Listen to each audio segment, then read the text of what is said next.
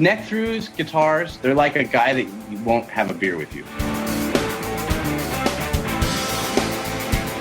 I want to hear what's pushing the notes.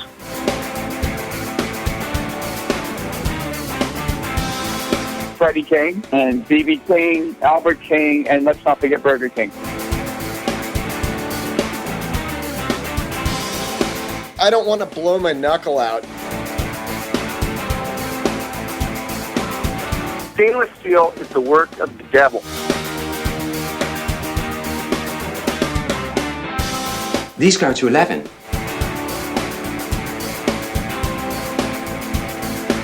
From the East Amplification Tone Labs in Baltimore, Maryland, it's the Amps and Axes Show with your hosts, Jeff the Godfather of Low Wattage Amps Bober and Mick Marcelino.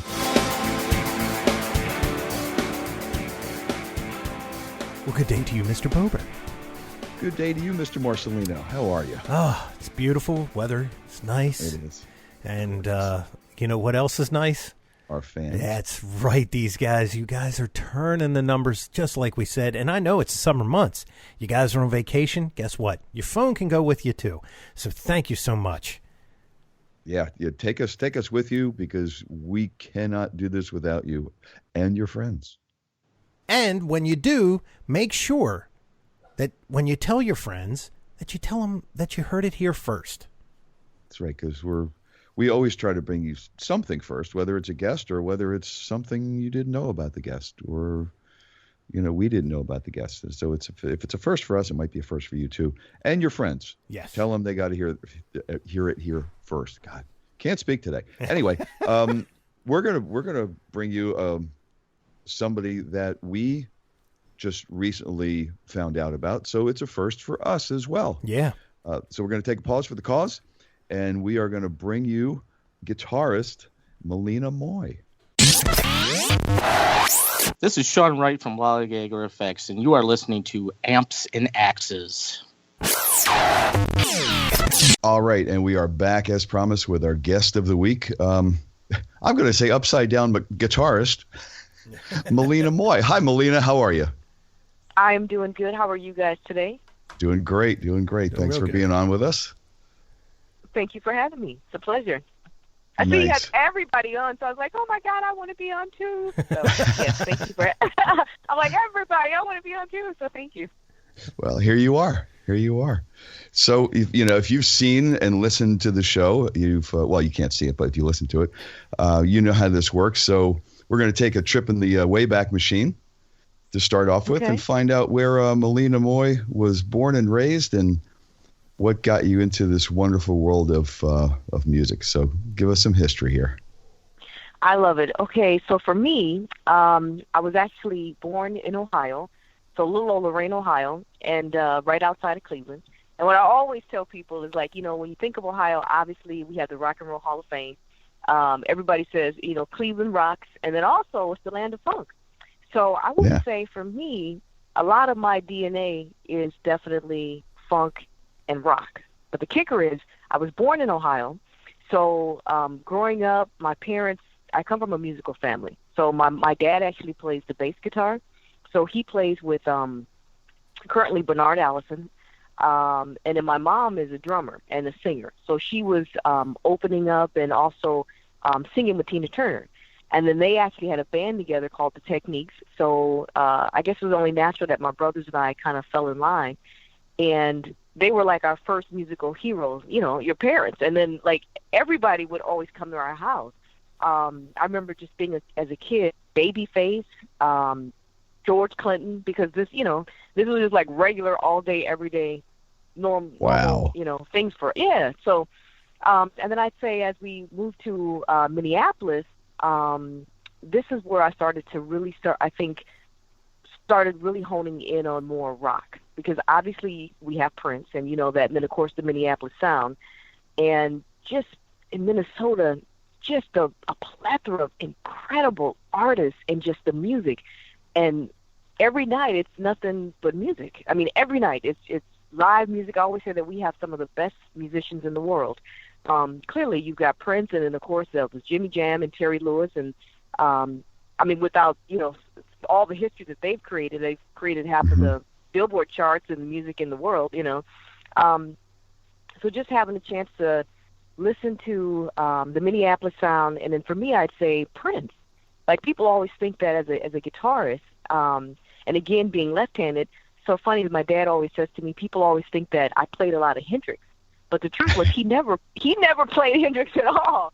I think as I got older and really started honing, you know, more into my craft as a guitarist, I started really venturing out and seeing what else was going on and understanding why I was gravitating towards certain people.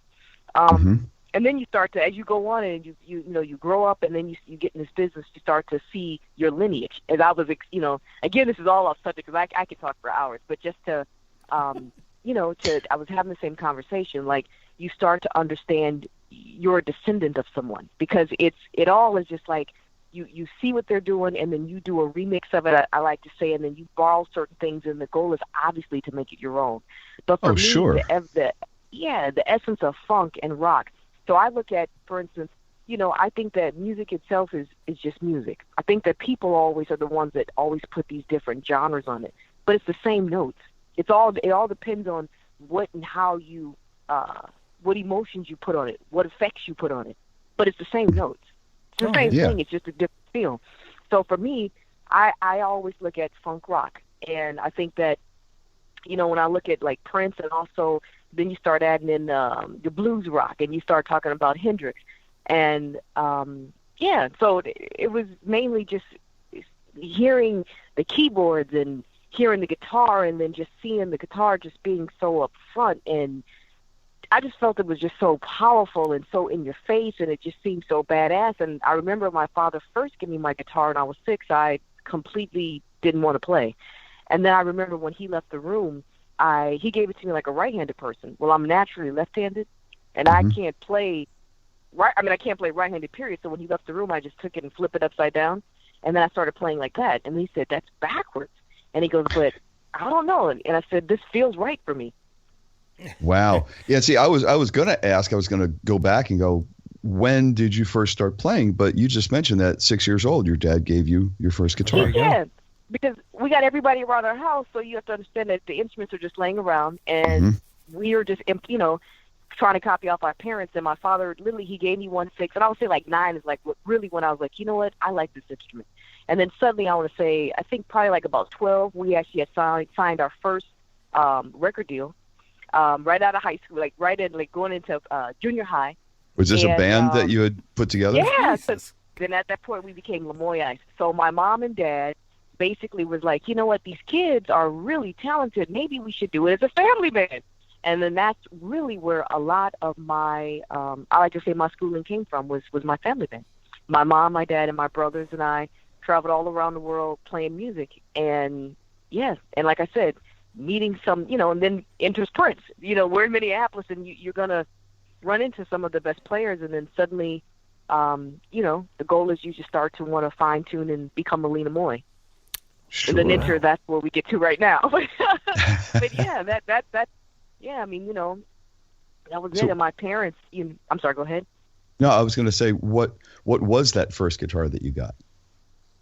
You know, my first guitar my dad actually got for me was in a pawn shop, and I'll never forget, because he was like, the first one was it was actually his guitar. It was a Melody Maker, and I remember thinking, nice.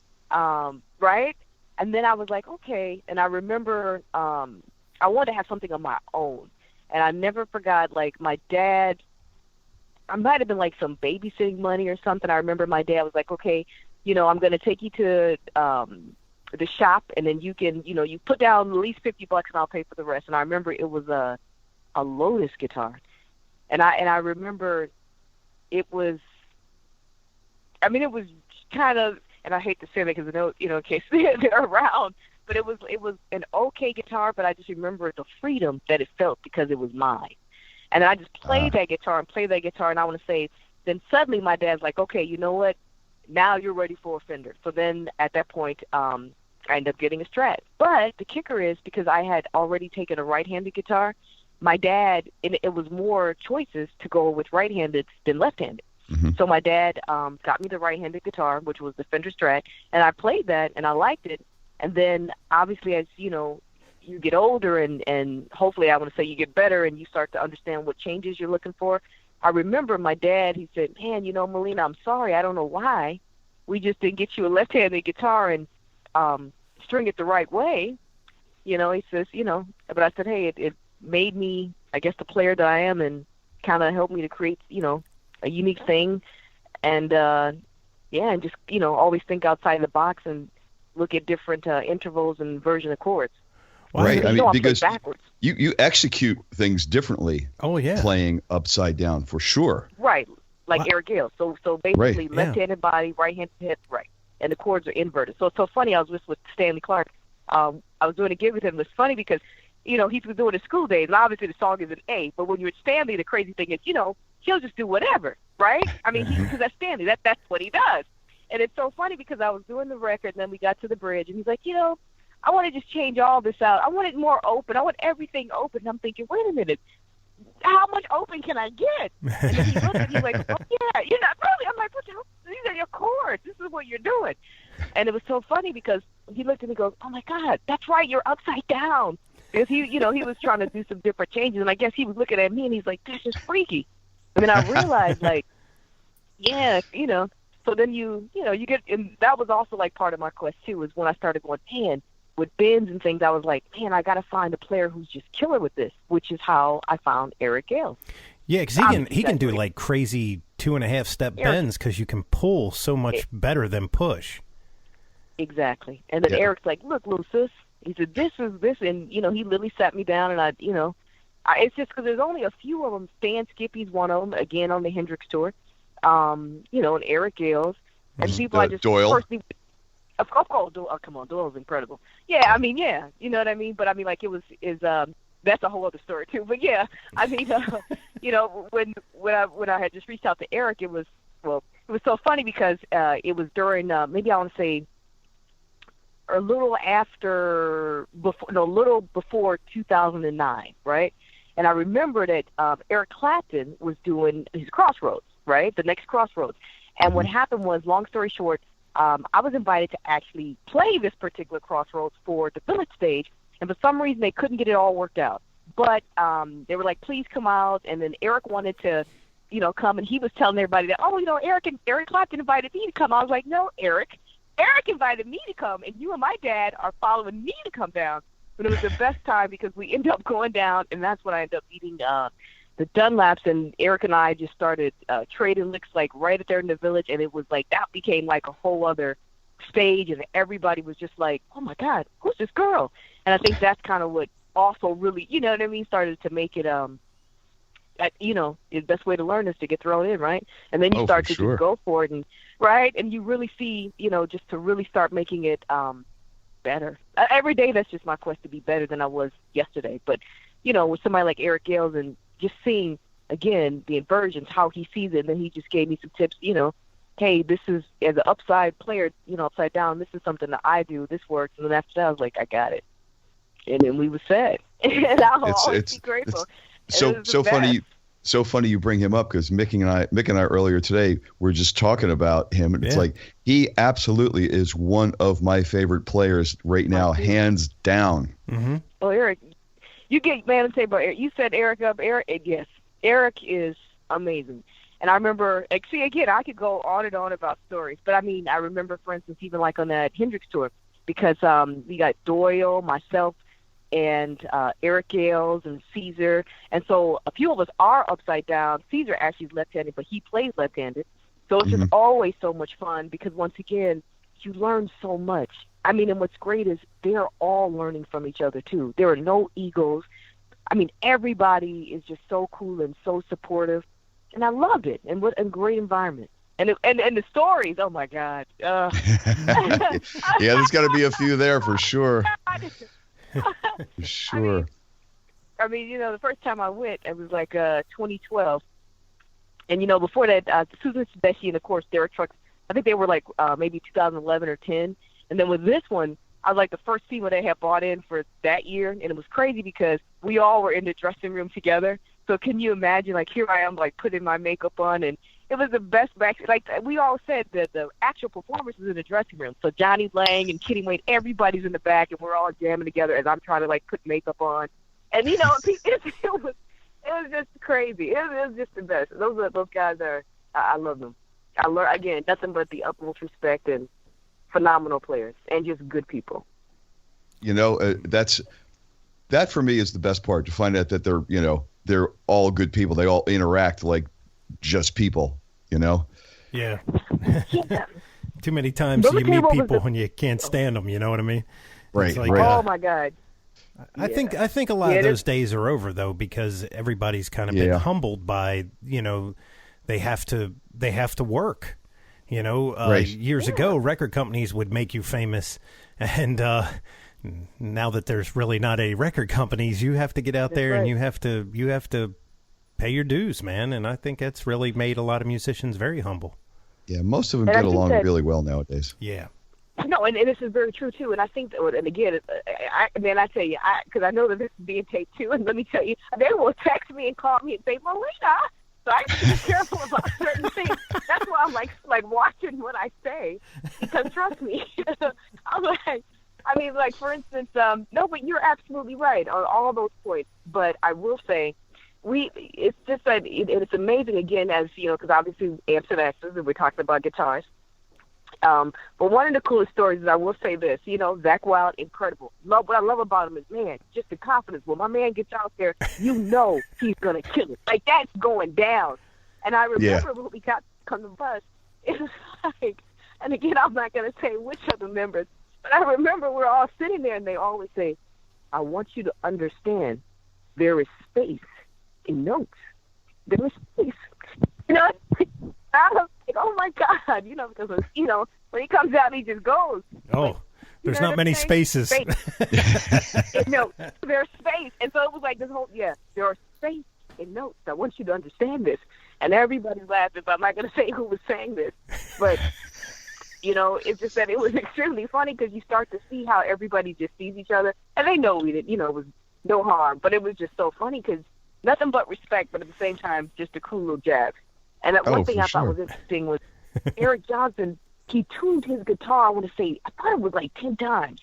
That was amazing to me, because we ended up playing a song together, and my dad always tells me that I do this ritual, which I never noticed. He says I literally lower my pedals several times, which I never thought. But he says, you do this every time, and I'm thinking, really? But then I noticed, and I don't know if anybody else noticed, Eric Johnson, all the guitars were out, right? I swear to you, he literally, he must have had maybe 4 guitars out. He tuned each guitar, I want to say 5 times. As we sat there, like, I was so, like, he tuned the guitar 5 times. Each one went back to each one, like, setting up, and then finally we went out. And I thought, wow, okay, so that must be one of his quirks. And I just kept watching that night after night. Well, he's kind of a perfectionionist, He hears things that most people don't. Oh, I know. He'll move a pedal 6 inches on the board. Yeah. Yeah, it's crazy. So go back to you mentioned pedals and things like that. I'm going to take another step back and go, when you got your, when you were playing your, oh man, what was the Lotus and then the Strat? What was your amplification back like? At that point. Oh my God, yeah, I'm trying to remember. I can't remember. You know what? It might have been like some Gorilla amp or something like that. I can't remember. It might have been a Gorilla amp or some little tiny Fender practice amp. But I want to say something like that. And then of course, I think that we all might have just started too with like the Boss when they had the little yellow distortion pedal, which was cool, or the orange one. Yeah, the DS1. Right, there's the DS1s and OD1s, I think. Yeah. There you go. Yeah. And then for me now, though, I mean, I keep it pretty simple. I still love Boss, and I actually love the Metal Zone. The problem with it, though, I mean, it's the tone is just so amazing. I love that pedal. I love that pedal so much. The problem that I have though, is that it is so noisy. Of course I use a noise suppressor, but again, it all just depends on the venue. And then of course I'm also wireless because I like to be, I like more freedom with, my guitar, especially just with the things that I do. But that, for me, it would be so awesome if there was a way that they could come up with that particular pedal and just have it and just be perfect every time. But it doesn't. Well, I think that pedal, I love that pedal. I think if you go into like one of their floor units, and it could be like the ME10 or whatever that multi pedal thing. I had that one as well too. Yeah, that the metal zone I think is in there, isn't it? Isn't it like all their pedals are in there? Yeah, I have that as well. No, I have that too. And right, you and know that's who part you of my design because of the because of this problem that I'm talking about right now. But yeah, and you know who uses that pedal or used it for years was Warren Haynes in the Allman Brothers. He used a metal zone. Yeah, you were telling me that a long time ago. Yeah, when I've read that the first time, I thought it was a typo. You never pegged him for a metal zone guy. Not at all. Yeah. I thought to myself, this has got to be wrong. And then I read it like several more times. And this was the early years that he was in. And then eventually, I think he went to a Soldano, which putting a metal zone in front of a Soldano is like, it's putting a howitzer on a howitzer. And then but then as time has gone on, the Category 5s and then the PRSs and he's had many different amp manufacturers. So I don't know if he still always uses his Diaz with he mixes that with just about every other company. It's usually the Diaz and the Soldano for like Government Mule. Yeah. Yep. Wow. I had no idea. It's a very strange combination, that's for sure. It is. But the thing is, and that's the other thing is, once you find that one thing that is so cool and works for you, I mean, you just do everything you can to just fight to want to see it better and just want to, But no, I actually have the other pedal that you say, depending on what country or the venue, and you know what I mean. I was like, even with the amp, all that those settings are so different depending on the spec. You already know, you know what I mean? And I like it to be nice and thick, and even with my rhythm, just clean, simple, crisp. And again, and that's where it all changes depending on the space. And then for me, it's just about using my ears to find what I feel is the sound that I'm actually chasing. Well, you mentioned clean, simple, and crisp. I mean, there's your funk roots coming out right there. Right. Yeah. Nice and spanky. Exactly. And then with my watch, it's the original Crybaby. And of course, I've like I said, Mr. Dunlap, they're incredible. That's where the relationship actually started, from Crossroads. And anything I can think of, they're down. They're like, hey, we'll even create with you. So I mean, they're great, and I just seem to go right back to the original Crybaby every time. If it works, it works. Fails. Yeah. If it works, it works. I use the aforementioned Zach Wildwa. Nice. And but I use less notes than he does. Wait a minute. Exactly, you need that. You guys are give me trouble. Oh my God. No, come on. That's who had to say it. Mick, you're in the Zach school because you've mastered the space. No, but it's so funny because you got to see it, because like after the when we're all always say, okay, now we're gonna do the award, it just happens. And then when we say this year's award goes to on the bus, and then we'll just just having fun naming stuff, and that's what the guy said. There is space and notes, and we want to give that award too. And I said, that is so wrong. Everybody laughed. But I tell you what's one of the funny stories. Oh my God. When I did the Rock and Roll Hall of Fame, I'll never forget this one. Lemmy from Motorhead. And right. And this, I mean, again, that's what's so awesome about music, is the people, and you never know who you're gonna meet and the places that it actually takes you. Unbelievable. Yeah. And so Lemmy was just so cool. That was my first time meeting him and his son. And I remember everybody had to do rehearsal. And I remember Steve Jordan's the musical director. And so I'll never forget, we're all getting called in to do our thing. And, Suddenly, Ernie Isley is obviously on the bill as well. And again, without getting anybody in trouble, I'll never forget, one of these people actually sent in their bodyguard to be their guitar player. Mind you, the bodyguard doesn't play the guitar. Is this crazy? Is this crazy? Is this like, how's that nice? I was like, that's next level.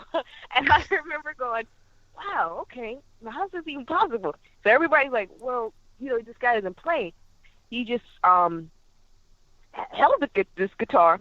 And then I'll never forget the day we did the show, Lemmy specifically looked at me and he goes, Malina, I want you to see this as a lesson.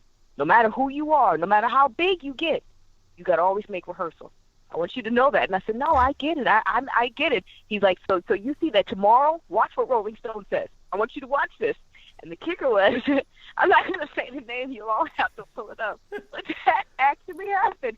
So it's like, after that, we were so, we just became super cool. And he just gave me so much confidence. You know what I mean? Just a great guy. That's and very cool. He was telling me the stories about him and Jimmy.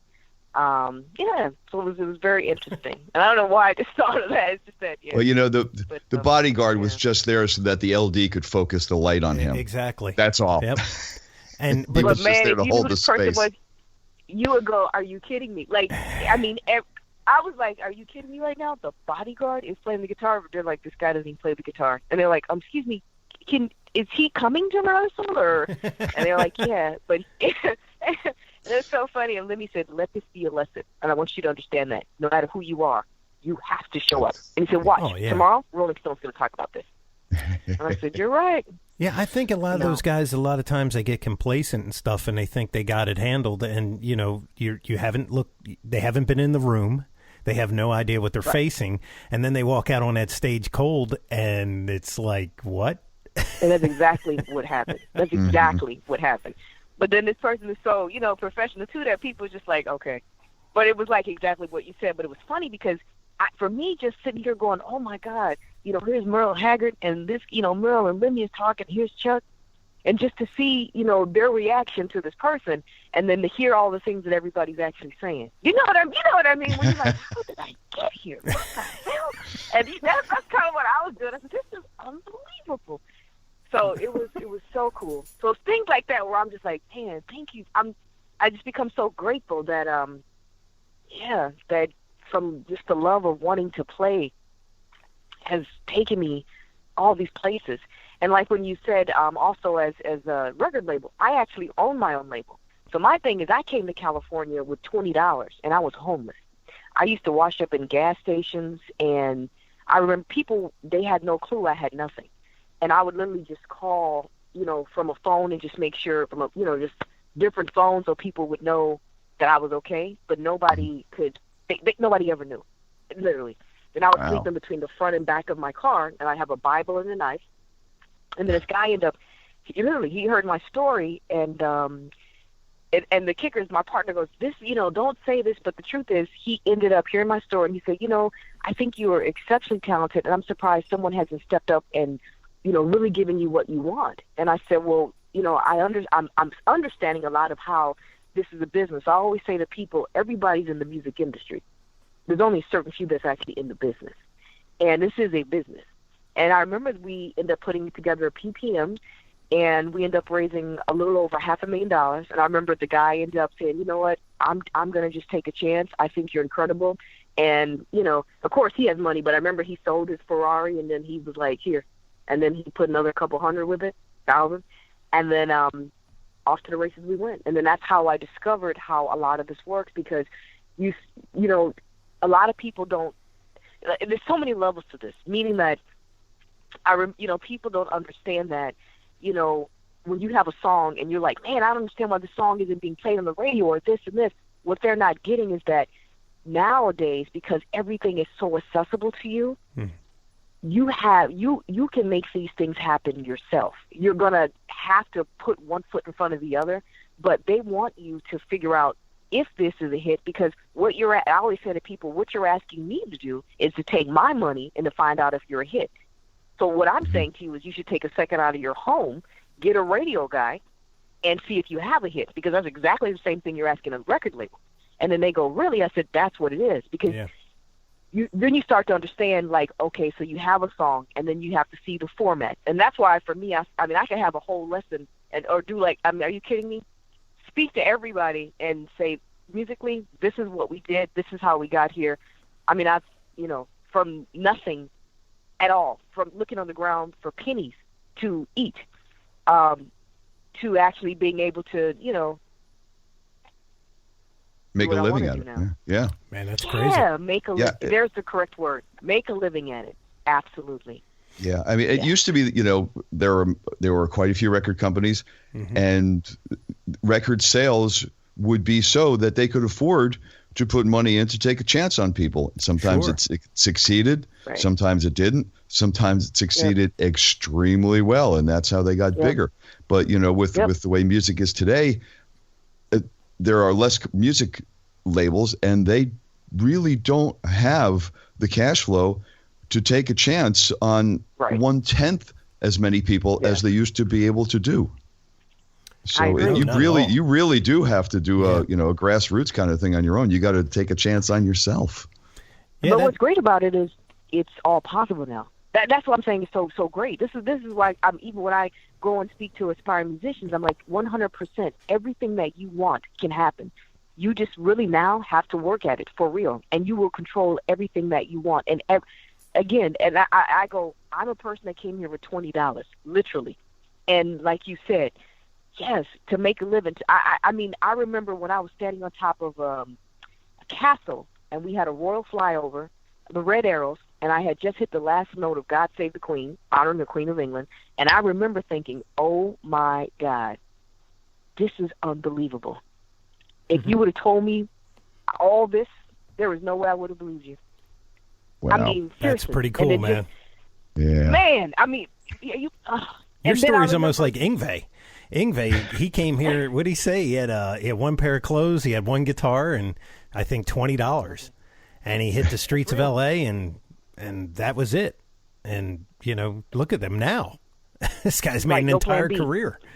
For sure. Exactly. There's no plan B. There is no plan B. And so that's why I'm like, this is it. Like, this is it. So, yeah, so I believe that 100% everything is possible, which is why I started my foundation, Drive Hope.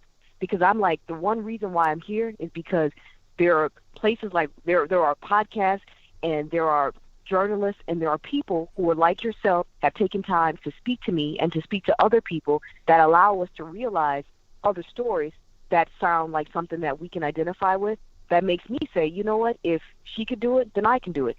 And even for me, that's a whole other subject. Even as a black woman, that's also, because I consider myself, like I said, funk rock. So on a business standpoint, they would say Malina's rock, but she also has color tones of funk, rock, and blues. But they would market me as rock. So as an African-American woman, I got to tell you, even when we did the songs like A Little Rough, people were so, is that you? Oh, my God. I don't even think it was the fact that I was black. I think it was more on the fact of me being a woman. And then you start to realize, wow, again, it's getting better, but it's so amazing. You know what I mean? Yeah. Like where you're a woman and you own your own label.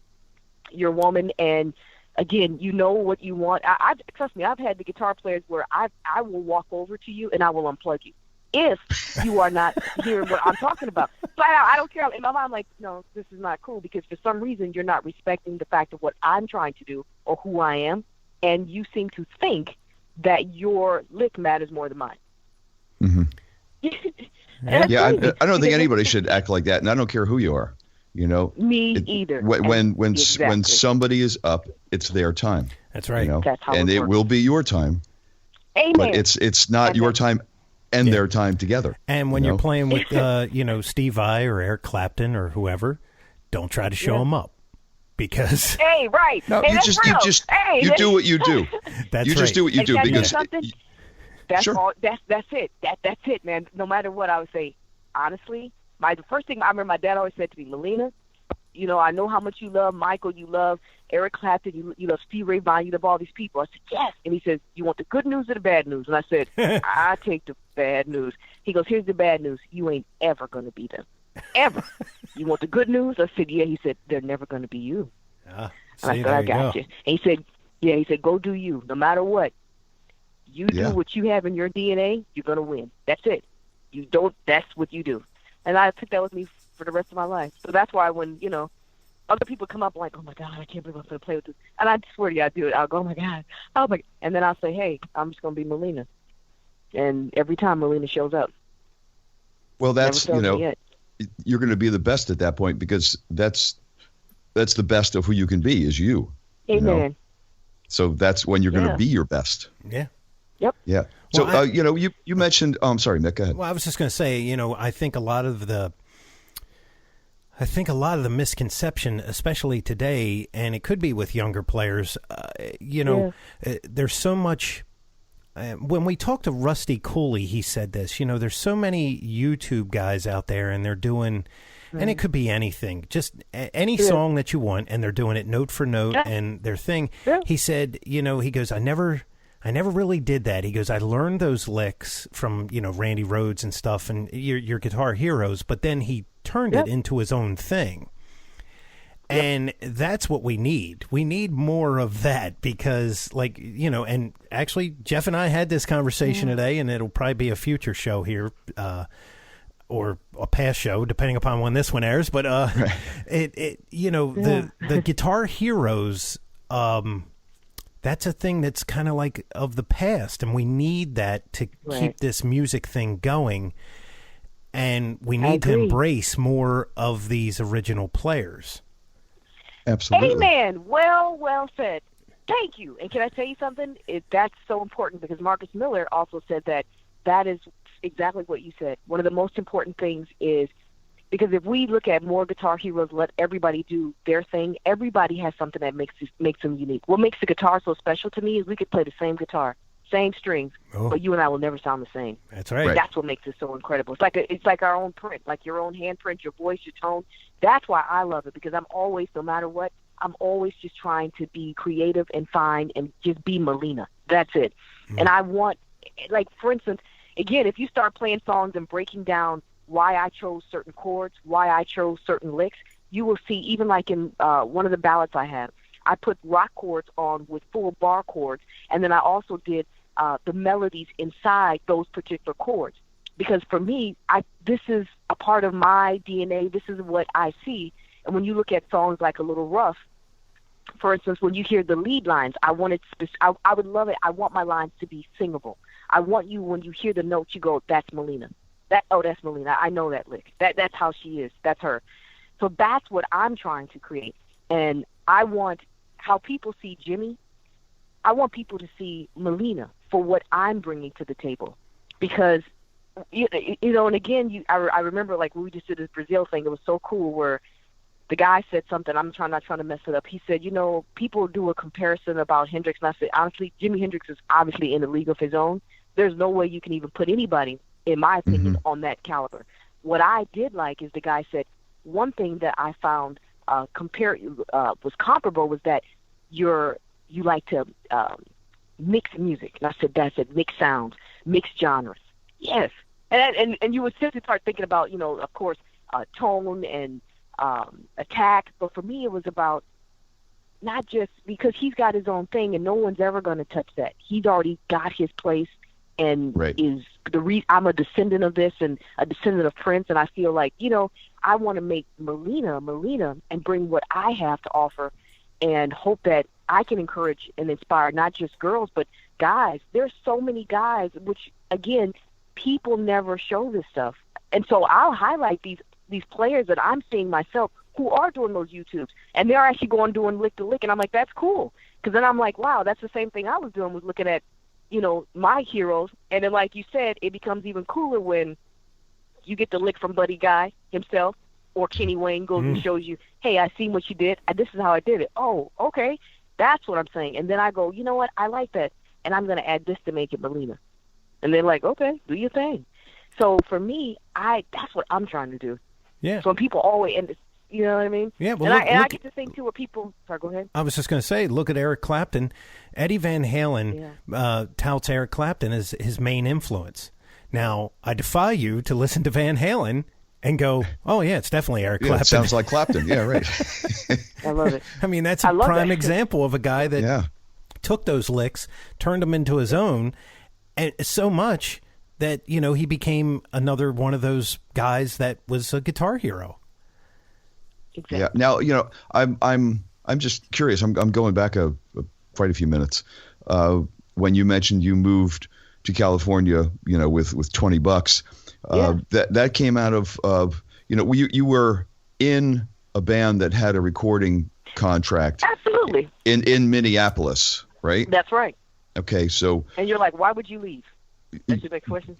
Yeah, because I mean, you know, Minneapolis is pretty much a music town too, and you already had a contract. What got in your mind that said, this is great, but I got to go to the left coast to do this? Like, why did you think that, and how did you go about doing it? And, you know, that's an excellent question, because the thing is, again, starting from like 9 years old, 12 years old, you're professional. When you are in a family band, what happens is you have your mother, your father, and your brothers, right? So everything you do together, which is amazing and great. So when you're going through like your teens and high school, what's the one most important thing that you want to do? Is find yourself. But when you're in a family band, like, you know, you got the Osmonds, you got the Jacksons, everything becomes a one unit. So everything you do, that's the thing of, you know, it's everybody. So I was like, man, this is cool, but you know what? I want to go into a different place musically. So I'm willing to walk away from this. Doesn't mean we ain't going to be family anymore, but I want to go and discover Malina and find out what it is that I want to also contribute musically. And I think it's also when other people are in a band and you start to see the band, you know, start to veer off and you get this artist and this artist because everybody has something different they want to bring. Mm-hmm. That's exactly what happened. So I remember I just told my mom, listen, I really want to discover Malina and see my sound that I want to bring and be a better player and a better performer. And then my mom, who's going to get mad at this, she says, well, Malina, if you leave with what you got. I said, okay. That's how I came here with $20.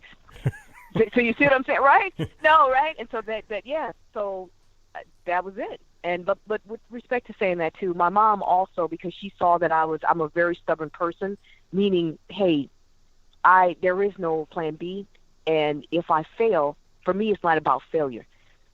I'm going to pick myself up and I'm going to keep moving until it works, and that's it. And that's exactly what happened.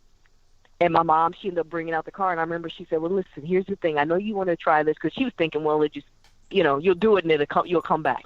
And she says, you know, and she was the one that said, if things go bad, sleep in this car, park here, and, you know, just and pray. And that's exactly what I did. And lo and behold, one thing turned into another thing, and then suddenly, you know, next thing you know, you starting to meet more people, and then you start to form not only personally or even your business-wise, but I think that when you come from things like that, it helps you to think more outside the box. Because I remember Brad Whitford said from Aerosmith, one thing that Brad always said to me is, he says, Malina, I like how you play because of the freedom. And he said, you know, when you're always so studied up, it's like you technically know this and this is what it is. But when there's more freedom, you don't know. Kind of like when they say Larry Graham never got the note that you're not supposed to do what he's doing. And therefore it made him do the thump and pluck. Because he never got the note that wasn't what it was, you know, that you're supposed to do. So he's like, when you have the freedom, your mind is thinking in other ways that is not the norm. So I've always been that person.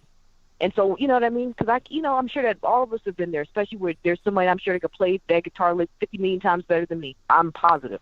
But, again, I'm going to play it the way I'm going to play it. And it's like, and you know, one thing I do know, too, is if it's one note, you can have so much feeling in that one note than anything. For me, it's about, I'm more of a feel and emotion.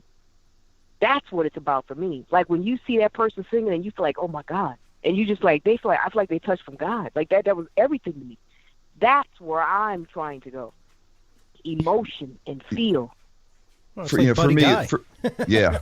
Oh, absolutely. You know, he can hang one note for, 12 bars and it's like, that was amazing. You know, just because it's the way he does it, you know. Amen. But no, I mean, that's the way it is for me. I'm much more about the feel and soulful notes and, the air between the notes rather than, okay, you can play 76 notes a second this week. You know, that's really great, but I don't get that. You know, I'm not taking away from the fact that you can technically do it, and that's awesome. Absolutely, and isn't it phenomenal? Yeah. Phenomenal. Yeah. With you, but then sometimes, and I got to be honest, that's probably why sometimes too, I'm all, and again, let me stop because I don't want to get myself in trouble because again, I have so many great friends. Is even with some of the magazines, I'm always like, man, you guys, I really want you to also, even when you start breaking us off males and females, if you are highlighting some females, even you have phenomenal players like Anna Popovich, you know, these people have great feel. How about mentioning the feel? How about mentioning some of these players who also like what you said? Y'all should be having, like, doing something over at Guitar Player and Guitar World and talking about the feel. And, you know, because that's, you know, seriously, because that's what it's about. I mean, all of it matters, but sometimes what makes something great is when you don't know and you just experiment. And then suddenly you come up with something completely different, and we're all like, oh, my God, that was incredible, as opposed to the norm. Right. No, it's so cool when you see somebody getting ready to solo, and they're given enough space to start and then to develop, and then it starts going places where you didn't expect it to go. Those are some of the best impromptu solos, you know, hands down. I hate to use this analogy. It's like sex. Right? You climb, you go, and then you climb, and then bam, it explodes. That's right. That's what we're about here. I'm sorry, Hampton accent, sorry. But that's the best. Come on, think about those. It's occasionally very similar. I don't think I ever want to compare it, though, with me. I'm sorry, guys. No, but you know, it's all good. And my thing, yeah. So, I mean, because those are the ones where you're like, that was, think about it. Come on, Stevie Ray Vaughan, are you kidding me? And how he's with that wah-wah, with his tremolo bar, for real? Mm-hmm. Oh, my God. I've sat and literally been like, oh, my God, why do I feel so hot? You know another player is that feels like that? Kenny Wayne Shepherd. Oh, yeah. Oh, my God. Kenny Wayne is... That guy, so... Jesus. You know, he grew up sitting, 20 feet away from Stevie Ray Vaughan's rig, right? That's probably why when I see Kenny Wayne, I'm like, oh, my God, Kenny. In fact, because I'm working on my new album right now, too, so I'm already like, man, I love his fire. I love that emotion. God, I love it. Yeah. It just gets me riled up. I love that. Oh, look at that. My dogs. And they love it, too. Got them riled up, too. Yeah, I years and years ago, I was listening to a lot of Pat Metheny, and he structures a solo exactly as you described. If you really just sit down and listen to his solo, it just builds and it builds and it builds and it builds and it builds, and then it gets there, you know. Yes. And that's it's he's really a craftsman when it comes to constructing solos like that, and those are the great ones, man. You know, those are the great ones. Yeah, exactly. When they can bring that emotion out. Joe Bonamassa, there is... Love Joe, too. Oh, God, what is the name of the song? I can't remember. It's on that Rock Palace, or it's a live DVD that he does. Mm-hmm. And the way that he does this solo is just the most amazing. And, you know, it's those moments when you capture... It was just... They just happened to capture that perfect time that he played it. And it was like, holy crap. I mean... And, you know, to bring that emotion out through an instrument is a lot of work. Yeah. You know, you got to have that thing in you. It's like a violin, right? You know, you can hear a violin and you kind of go, oh, yeah. And then you hear the first chair and the guy's, then you understand why he's sitting in the first chair. Come on, exactly. That's it. To me, that's what I'm talking about. That's it. That's what it's about. Because no matter what, I remember one thing again that my mom, they said, leave everything on stage. When you get off, you should be so drained. You should be just like this, and then at the same time, just so amped. Right, and right. So for me, every time, that is everything to me. To leave a piece of Malina every one of these places that we go. Because that's all I have. So that's me. That is what I'm giving you. Wow. Yeah. And on the best nights, there's a whole lot of it left on the stage, and that's Come great. on! That's great. Come So you are you mentioned Dunlop. You're also working with Fender. Do you have anything going with Fender? Oh, you know what? Yeah, you know what? Can I tell you something? Because Billy is my rep, who's is incredible.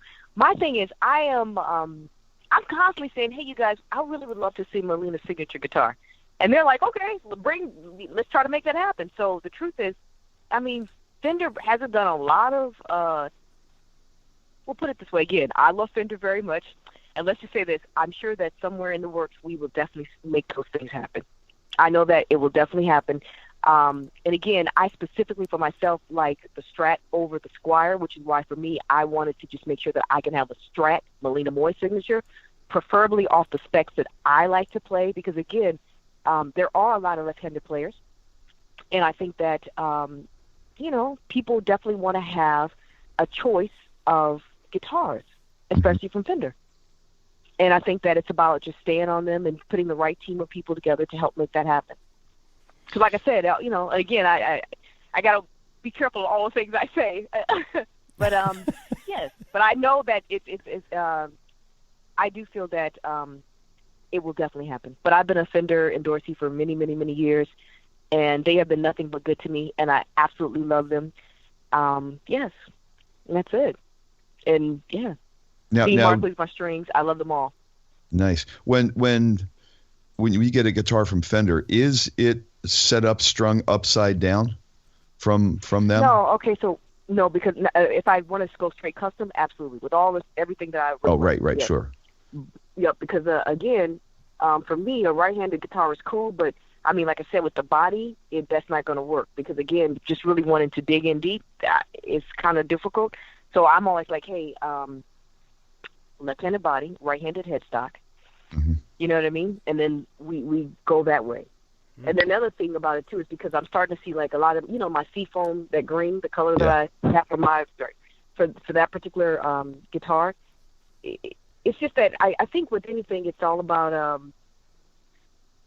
if for instance, if I want any guitar right now, just call, I can either get it left-handed or right-handed. If it's left-handed, then obviously we're going to have to restring it. If it's right-handed, it completely works. Right. I just flip it upside down. Yeah. But I prefer if we did it, then I can have more room, for my lead. I'll probably take a left-handed one and flip it upside down and reverse the strings. Gotcha. But if it's something which is great, even when it's time to go jam right now or something, and you can just take anybody's guitar and jam. And they're always just freaked out. But I'm like, you could actually play my guitar too. Right. It's right. Yeah, I mean that is so universal where you learn that way, so you can actually grab anybody's guitar, flip it over, and you get the job done. Make it happen. Yeah. That's how we do it. Right. That's pretty awesome. That works the best. And yeah.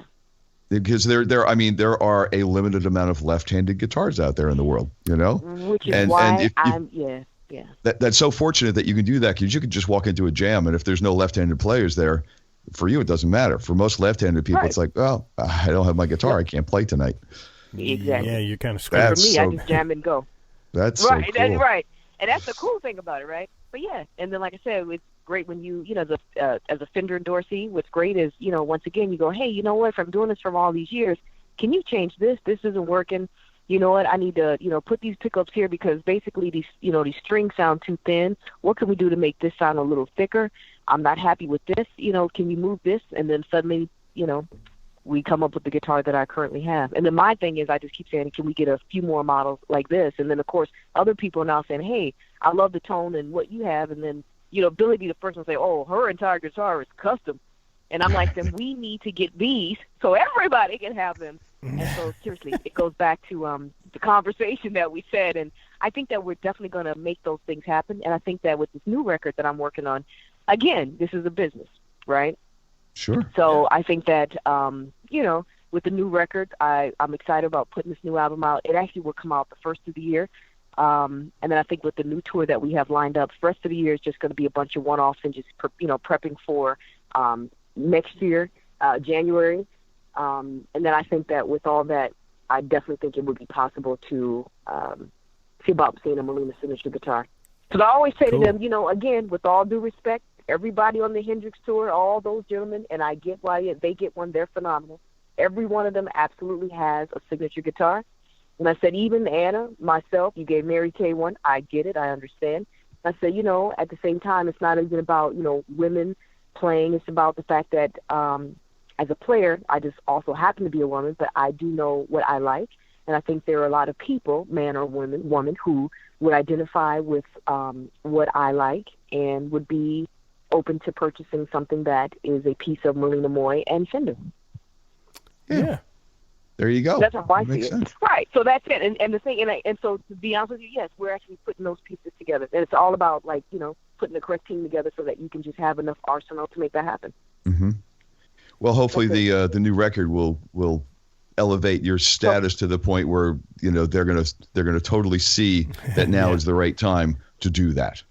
Absolutely. So and then, all the best when it comes to that. Hendrix, thank you. And Janie Hendrix has always been a major supporter. And Janie was the one that said, nice. Malina, I want you dealing with the CEO. And I said, it was so funny. Quick story, and then I probably should get ready to go. But I was like, yeah, I said, my rep is the best. He's amazing. And she's like, okay, we deal with the CEO. And I want you dealing with this person. And she called over, literally. And she called over, and I said, oh, okay. And then at that point, man, I'm going to tell you, that's why I said, Fender, are you kidding? I love them, incredible. And they were, before that phone call took place, they were always amazing and always incredible and always supportive. Now with Janie said, oh, that's the Hendrix family. It's, whole other level. Right. I would say, thank you, Janie. Yeah. You know what I mean? You got the number to the red phone. Exactly. Right? Malina, what's the problem? We'll send it right over. Where are you? Nice. Got like a bat signal, but it's a big F in the sky, Right. So you mentioned the metal zone. What about amps? What are you playing for amps? Oh, Hot Rod DeVille 212. I love that amp. And the kicker, and the thing is, I love that amp. Again, I go with that. And I'm going to tell you something. When we actually did a little rough, I remember we went with the Marshalls, but I remember, is it the JC, is it the 800 or 700, some 80s amp? JCM 800. I remember they bought it up. Thank you. We actually, and that was a great amp because again, knowing the tone that I was going for and what we wanted to do with the Little Rough.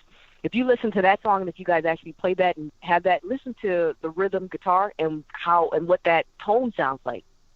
That one is that, but the leads I did with the Hot Rod DeVille and the Metal Zone. Cool. I'll have to so give that a listen. I wanted to, please. And this is what I'm saying. In fact, this is what I would love for the listeners who are listening to this. Specific songs, when you go with my Foxy Lady, A Little Rough, please go back and take a listen to my guitar licks in the lines, and you'll see exactly why I chose certain pieces and why I had certain tones married with other tones as far as the guitar. With the lead for Run Free, I wanted it to be more buttery, more warm. Again, I went with the Metal Zone on that. What I do prefer, as crazy as it sounds, is I love for my amps to be sitting on for at least a good, because they get warmer and prettier. Yeah. I mean, really not, and thick. And again, it feels like butter. And that's like the perfect description would be like if it's melted butter. Yeah, I mean, I don't know. That's what to me the description would be. So if you go and you listen, you will see what I'm talking about. Again, with the intro, and then towards the end with a little rough, and then the solos though with that Hot Rod DeVille. And again, we specifically had left them on for a while so that they were super, super warm and really, really hot. And it just sound, and it's crazy because people always go, man, I never hear a Metal Zone sound like that. And I'm like, I would like to take some credit, but I can't. And say, well, it could be my hands, but no, I think it's because it might have something to do with your hands too, because rarely do you hear buttery and Metal Zone in the same paragraph. Exactly. Oh no, you got to go check this out. Seriously, that's what I'm. So the listeners, please, definitely go and hear. Because again, if I were to break down why I chose certain things, and for me, it's always so important as a writer and as a person who creates music, because a lot of the songs I wrote, obviously I didn't write Foxy Lady, but everything on this album I wrote. So I chose certain patterns and certain melodics and tones based upon what I'm hearing in my head and what I'm trying to get out. So nice. it for me, sounds good, man. Yeah, and then you'll hear the rock chords, you'll hear all that stuff. You'll see, because you'll go, damn, okay, I hear the rock chords, and then I see now how you got the wah going, and I hear the melodic line, and I hear the blues driver. Okay, you'll see, and then you say, okay, yeah, and then you hear the clean, yeah, and you'll see why I wanted to pair certain things up like that. Well, it's cool that you personally are so focused on that and not like leaving it up to an engineer or producer to go, okay, well, we'll use this amp for this part, and they might suggest it, but you have the concept of how you want to hear it, what I want it to come out exactly. Right. So and I may not say, hey, be calling correctly, but I'll be like, we'll sit here all day until we come up with the tone that I'm hearing in my head. See, Jeff, back in the day, you should have we should have used that slogan for the old the Buddhas, because it was spelled almost like butter, so it could have been melted butter. They used to call them that in Nashville. They used to also call them Bubba. Bubba. They used to change the D's to B's in Nashville. Man, that's fun. Love the Hillbilly Boys. I love it. But no, go for real, please. If you get a chance, and then hell, you could tag me and I'll join in the conversation. Listen to those 2 songs. Listen to how we did the rhythm for A Little Rough, and then listen to the lead, and then see how I wanted them both placed against each other. So these are the little things that I think, as a guitar player, that make me Malina. So you see the certain, and even like with Hustler's Blues, the blues driver, you'll see again why I chose these particular pedals. And again, these are for me. These are my tones. Very cool. This is Malina. Good. Yeah, that's all I'm trying to do. Well, we will have all the links on our website, and that will live in perpetuity. That's right. And definitely, like all of Malina's stuff, and check her out. And she's all over Instagram, and she's got so many followers. And Facebook, Instagram, everything is going great.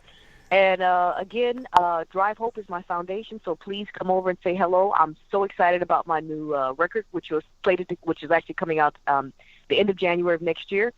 And I have a few one-offs coming up, so please check my website. And if we're in your area, definitely say hello. But I definitely look forward to seeing everybody next year, and we've got some really cool things on the horizon. And there was one project that I actually got a chance to go in, which I can't say, but this artist is a huge artist. I was surprised. Again, you'd be amazed at the people who, Malina, I love you. Will you come record on my new album? What? And so this artist is, their album's coming out. So I can't wait for this to happen, and I think this will definitely do something really good. So I'm very excited and very grateful for that opportunity. You can't say who it is? Yeah. I could get I know you trying to get, and this is living online too. Oh no, I got one thing, get ready to make the announcement, because then all of a sudden I'll start getting tweets and all kind of things, and I know I will. But okay. But it's going to be a good one, and I am so excited. Awesome. Well, Malina, much continued success. I mean, it sounds like you got a lot going on, so much continued success to you, and as we always say, onward, and for you, onward Amen. And upward. Amen. I appreciate it. Yeah, all good things for you. Thank you. Awesome. And I want to say thank you guys so much for having me on the show, and then thank you for what you're doing. And then I also know that one of you guys also writes for a guitar player, and I want to say, and I love Michael. He's amazing. Michael is phenomenal. He's always been a supporter for Malina Moye.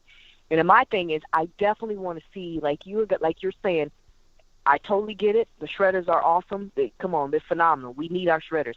At the same time, too, I definitely want to see a lot more about the feel. And if you're talking about women and bringing them in, to definitely mention, the tone, the feel, what it is that they're absolutely bringing.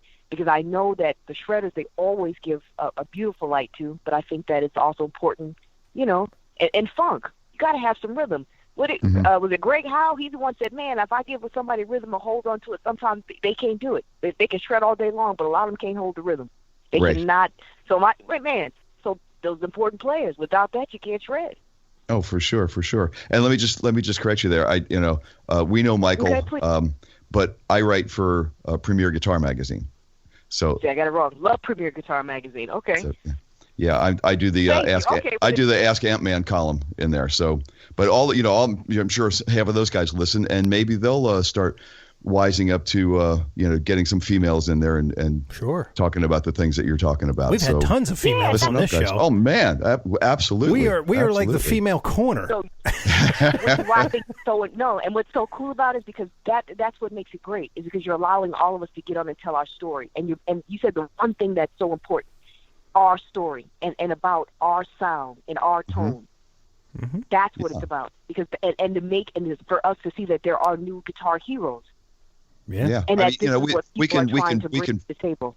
We can find out about, what you play and your gear, your guitars, amps, everything. But, for us, it's more about how that came out. Yeah. Exactly. And that's what we really like to do with the guest. It's like, okay, where did it come from? We know what you do, but where did it come from?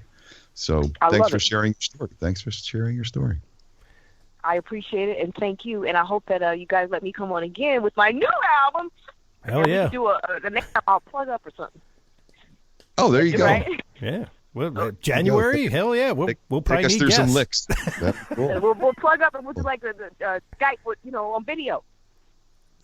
There you go. Yeah. Well, we have to put a lot of faith into Comcast when we do that. So, okay. That's like juggling a grenade. When will it go off? I got you. Nah, that's real. We'll figure it out. Okay. We'll figure it out. Absolutely, we will. Well, thank you so much, and I appreciate your time. And there you have the story. Yeah, man. The Malina Moye story. Yeah. Huh? And another one that just decided to get up and go. Yeah. And it was kind of neat. All of a sudden I because I monitor our Instagram, I saw her. She was following us, and I'm liking her stuff, and she's liking all of our stuff. And then it was like, hey, and it was just like that, man. We had her on the show, and hey, I got a story. I'm like, you know what? That is pretty cool, man. And you got to definitely go out, check out her stuff. Of course, all those links will be there because the original stuff is very important. Our original material, yeah, absolutely. There's a lot of look. We're not denouncing these guys that can play these note for note things, but really, man, now take it to the next level and start creating, because that seems to be the thing where we're kind of lacking. We need more original. That's the only way it goes somewhere. Yeah. If you're already doing what somebody else did, well, it's already been done, and now two of you can do it, and more. But it doesn't go anywhere. And it doesn't. And it's take it as an influence. Yeah, but then do something with it. It's not all based off of your speed either, or whatever kind of flash that you can do. It's there's tons of bands, these younger guys out there that are really doing it the old school way. I mean, you look at a band like Blackberry Smoke, we'll use them as an example because we've had them on. Those guys are doing something that really hasn't been done for years. They kind of do that southern rock, almost little country vibe to it, and they're delivering it that way. And that's a really good thing, because even most of your country artists are not the country that we grew up with. Oh, no. And it's more of rock and roll, For sure. Now, there's nothing bad with some of that stuff, but some of it is very polished and very, very produced. And when cookie cutter and boilerplate. Exactly. And when you get to like a Blackberry Smoke or the Tyler Bryant band, these guys they're just sweating it, man. I mean, it's pretty crazy to see some of this stuff. And this Tyler Bryant guy, I've never heard of this kid, but I saw him on Instagram and I started following him, and this band is amazing. And, it's like fuzz pedals, and who uses fuzz pedals? Well, there's people that do. Quite a few people now, yeah.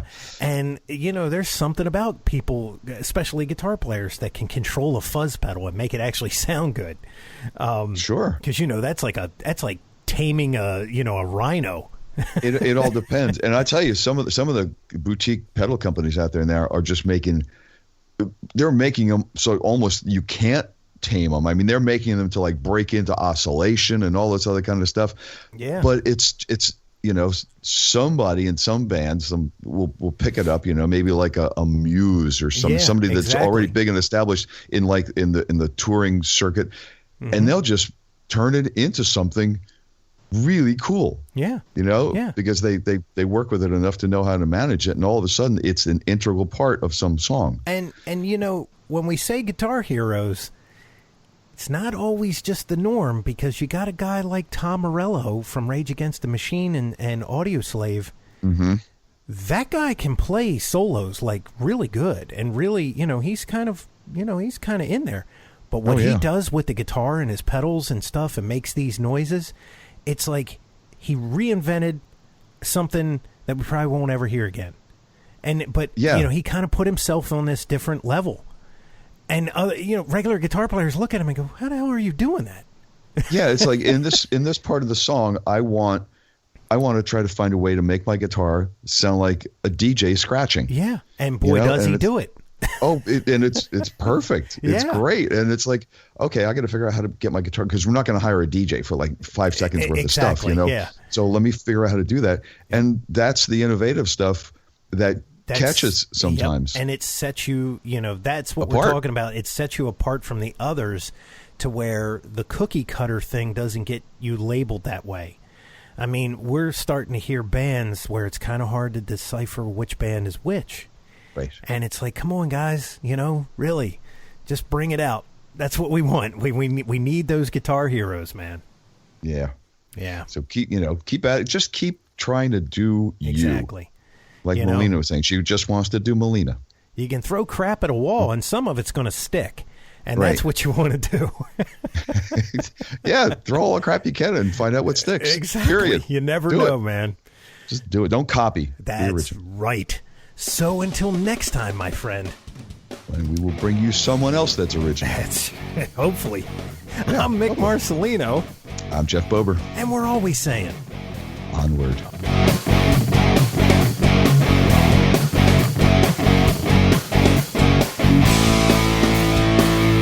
Be sure and follow the show on Twitter @AmpsandAxes.